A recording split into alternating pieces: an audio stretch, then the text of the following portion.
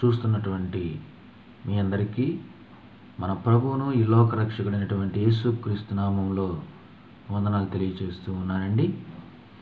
ఈ రోజున పరిశుద్ధ గ్రంథంలో నుంచి నిర్గమకాండము 15వ అధ్యాయము 26వ వచనంలో చివరి మాట మనం చదువుకున్నాం. నిన్ను స్వస్థపరచు యెహోవాను నేనే అనెను. దేవుడు తన పరిశుద్ధ వాక్యాన్ని ఆశీర్వదించి దీవించునుగాక. ప్రేమటువంటి దేవుని వాళ్ళారా, స్వస్థపరచు యెహోవాను నేనే అని దేవుడు అంటున్నాడు.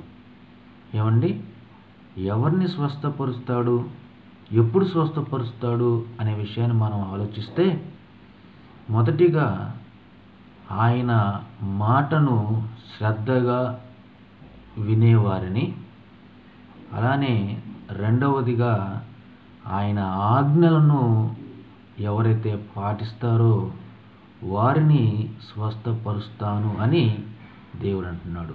ప్రేమటువంటి దేవుని వారలారా, వాక్యాన్ని శ్రద్ధగా వినటం అంటే ఆయన వాక్యపు వెలుగులో మన జీవితాలను సరిచేసుకొని ఆయనను వెంబడించటం.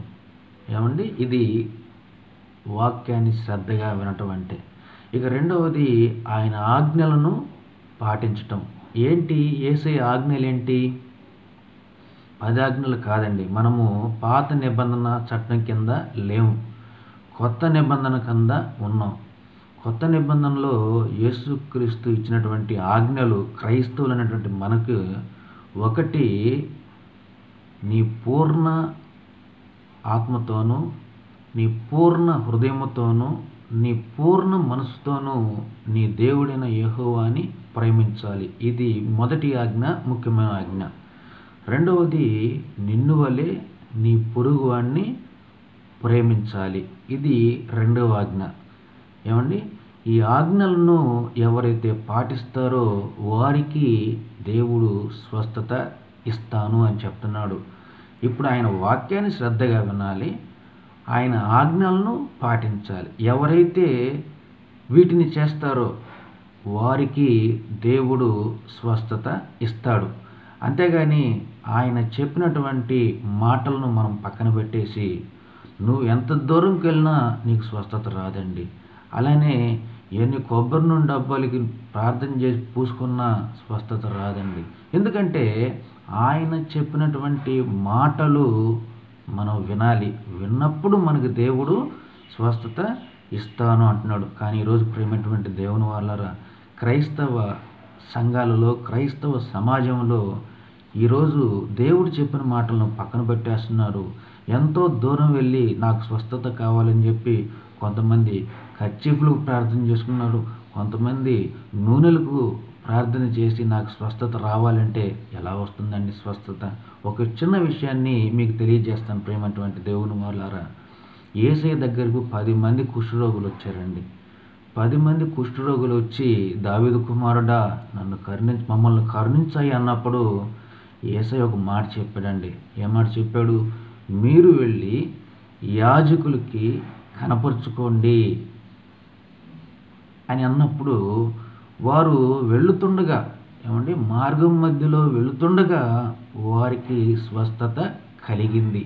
ఎందుకు వచ్చింది వారికి స్వస్థత అనుకుంటున్నారు? యేసయ్య మాటకు లోబడ్డారు కనుక మార్గం మధ్యలోనే స్వస్థత వచ్చింది. ఇప్పుడు స్వస్థత రావడానికి ఉన్నటువంటి శక్తి ఎక్కడ ఉందని ఆలోచిస్తే యేసయ్య మాటలో ఉందండి ఆ శక్తి. యేసయ్య మాటలో ఉందండి ఆ పవర్. అందుకనే మనము పాటలో కూడా పాడుతూ ఉంటాం, నీ మాట జీవము గలదయ్యా.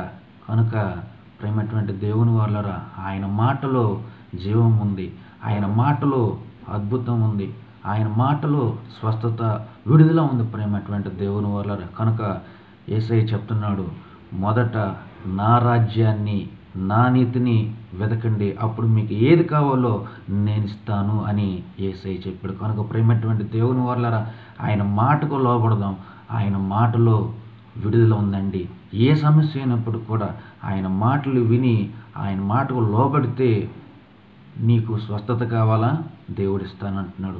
నీకు విడుదల కావాలా, దేవుడిస్తానంటున్నాడు. నీ కుటుంబంలో ఆర్థిక సమస్యల, దేవుడు ఆ సమస్యల నుంచి విడుదల కలిగిస్తాడు. ఒకటే మనం దేవుని మాటకు లోబడాలి అని చెప్పి ఆయన పరలోకం నుంచి చూస్తున్నాడు. కనుక ప్రేమటువంటి దేవుని వారలారా, ఈ యొక్క వర్తమానం వింటున్న మీరు ఎట్టి పరిస్థితుల్లోనూ మోసపోకూడదండి. మనకి స్వస్థత కావాలన్నా, విడుదల కావాలన్నా, మనకి ఏ ఇబ్బందులు అయినా కూడా దాని నుంచి విడుదల కావాలంటే మనము దేవుని యొక్క వాక్యానికి లోబడాలి.